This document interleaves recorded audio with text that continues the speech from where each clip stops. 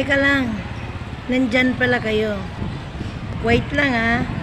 Park ko lang yung motor ko. Wow. Inangkin. Motor ko daw oh. Kayo maingay. Kinuha ko lang ito dun sa may puno. Di ko alam kung sino may-ari. Nagpa-practice lang. Kasi bukas, aatin po ako ng aming refresher course tungkol sa badminton. Magmumotor lang ako papunta doon. Sana makaya ko. Sige, ingat! Hi guys, good morning everyone. This is it. Ito na po yung araw na aming pinakahihintay, ang aming Division Refresher Course and Sports Clinic.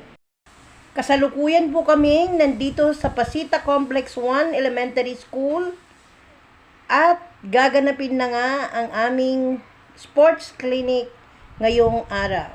Dito ay matututunan namin muli ang mga rules and regulation sa bawat larong aming kinabibilangan. Huwag na tayong magpatumpik-tumpik pa. Simulan na natin ang ating panibagong kaalaman mula sa ating TM ng badminton, Mr. Emmanuel Mia. Okay sir, ready na po kaming makinig sa inyo. Take it away Sir Mia. Simulan muna natin sa test. Actually, bago po siya nagpaliwanag, nagkaroon muna kami ng test.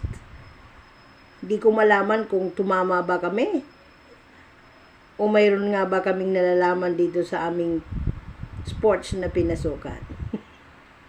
Anyway, ayan na. Ready nang nakikinig ang mga estudyante ni Mr. Mia.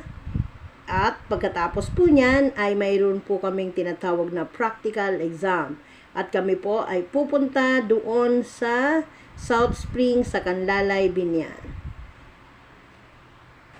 Pero bago po kami pumunta doon, gagawin muna namin dito sa loob ng aming classroom ang iba't ibang aming mga natutunan mula sa kanya. Okay guys, panoorin na po natin ang iba't ibang kaganapan at of course, ang mga behind the scenes na nakakatuwa kahit nakakapagod.